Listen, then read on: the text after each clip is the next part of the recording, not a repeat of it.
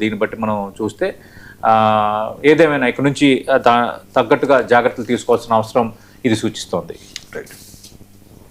ఇక జీవితకాలంలో ₹1 సంపాదించడమే చాలా మందికి చాలా కష్టంగా అనిపిస్తూ ఉంటుంది. అలాంటిది ప్రపంచ కుబేరుడు ఎలన్ మస్క్ పర్ డే 8,313 కోట్ల రూపాయలు సంపాదిస్తూ ఉన్నాడు.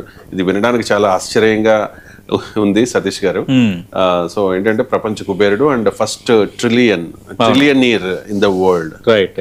ఏంటి రోజుకి అంటే ఎలన్ మస్క్ సంబంధించి మనం ఆ మధ్య కాలంలో కూడా మనం మాట్లాడుకున్నాం. అంటే కోట్లు ఆయన సంపద అని. అది కూడా పెద్ద ఇష్యూ అయింది. కానీ ప్రతిసారి ఒక సెన్సేషన్ అవుతూనే ఉంది ఆయన సంపదకు సంబంధించి. 2025 జూలై నుంచి 2026 జూలై వరకు ఆయన సంపద ఏకంగా $319.5 బిలియన్ పెరిగినట్టుగా తాజా నివేదిక చెప్తోంది. అంటే సగటున రోజుకి సుమారు $875 మిలియన్. అంటే మన ఇండియన్ కరెన్సీలో చూసుకుంటే $875 మిలియన్, దాదాపు 8,300 కోట్ల మేరకు సంపద పెరిగింది.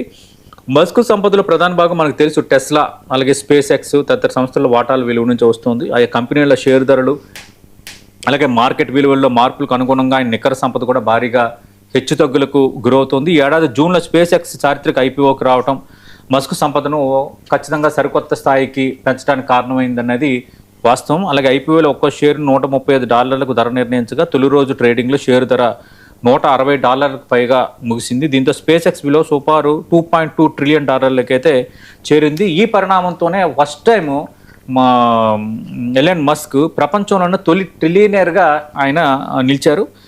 స్పెసిఫిక్గా ఏంటంటే టెక్నాలజీ ఒకటి, కృత్రిమ మేధస్సు అంటే ఆర్టిఫిషియల్ ఇంటెలిజెన్స్ AI, అంతరిక్ష రంగాలపై పెట్టుబడిదారుల అంచనాలు మస్క్ సంపద పెరుగుదల కారణంగా చెప్తున్నారు. షేర్ మార్కెట్ ఆధారిత సంపద కావడంతో నికర సంపదలో భారీ పెరుగుదలతో పాటు భారీ పతనాలు కూడా సంభవించే అవకాశం ఉంది.